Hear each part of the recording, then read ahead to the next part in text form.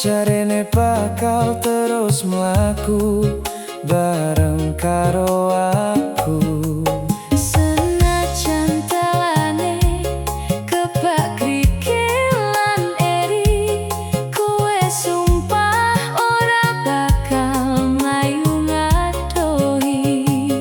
Nanging saiki garis kuwi wis wiwit luntur, kaya tulisan ing pasir sing kesisih ombak segara.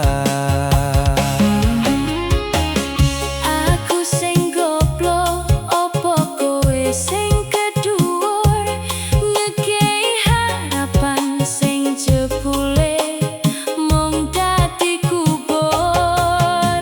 Saben tembungmu dadi racun sing manis, gawe aku lali yen sejatine